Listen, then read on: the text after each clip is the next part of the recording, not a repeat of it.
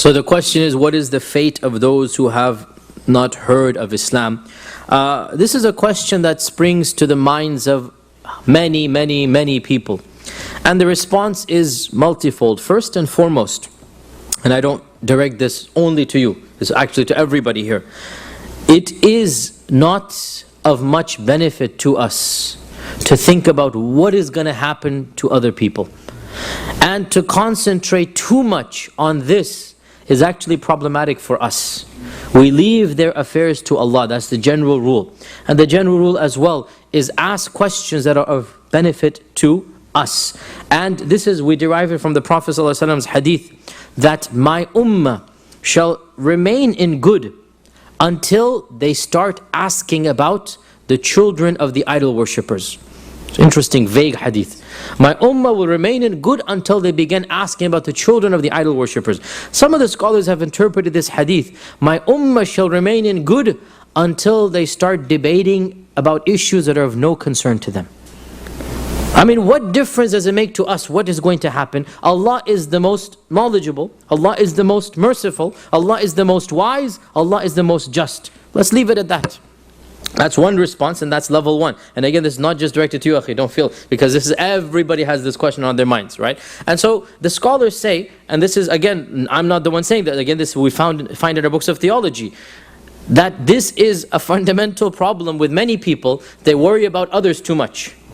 And Islam tells us to worry about ourselves. Alaykum anfusakum. Worry about yourself, and that's and when you do that, then you actually go very far. When you think about other people a lot, what happens is you get lazy, and then you think yourself, mashallah, all high and mighty, right? That's the first point. The second point, after having said, don't ask, I will then answer anyway, because there is a theological benefit here.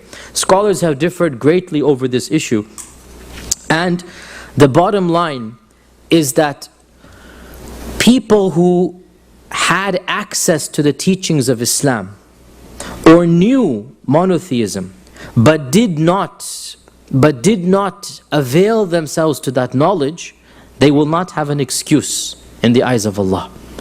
And this particular person, Abdullah ibn Jud'an, there is a hadith in Bukhari that Aisha asked. Aisha is the distant niece, the grand, or the great, what is it called, great niece or grand niece, whatever, of Abdullah ibn Jud'an. And Aisha says, O Messenger of Allah, Ibn Jud'an was a great man who was kind to the neighbors and good to the people. What will be his fate? What will happen to him? So the Prophet ﷺ said, he is going to the fire. So Aisha says, why? So he says, and listen to this, he never said once, Rabbi ghfirli, Rabbi ghfirli. Now, this is a very interesting point here. And I said this 2-3 days ago in the halaqah that I was having at night. In our times, people consider piety and righteousness to be only being good to others. If you're good to other people, khalas, that's all we need from you. You will go to heaven. If you open up an orphanage in Calcutta, khalas, you will become world famous. Doesn't care what you believe, doesn't care if you think God has a son, this becomes irrelevant, right? If you open up a hospital, if you're smiling to everybody, oh, he was a good and loving man. In this hadith we learn, no, that's all fine and dandy, yes, but there's an element that you need to do as well, and that is even more important than being good to others, and that is believing in the one who created you and worshipping the one who created you. In the end of the day, being good to people is good, but worshipping Allah is better and more important. Of what use is it to be good to mankind when you deny the one who gave you the greatest good, and that is Allah? And so this person, Ibn Jud'an, never once did he say, Rabbi ghfirli, Rabbi ghfirli. He lived a life carefree of religion. He didn't have any religiosity. And so, it's a very simple question. Why should Allah forgive somebody who never asked for forgiveness? Why should Allah reward somebody who never did anything for His sake? Very logical question, right? Why should Allah reward somebody? In our times, the verdict of piety is based completely on how good you are to others. In Islam, the verdict of piety is based on two things: what you believe and how good you are. إِنَّ الَّذِينَ آمَنُوا وَعَمِلُوا الصَّالِحَاتِ. Both go together.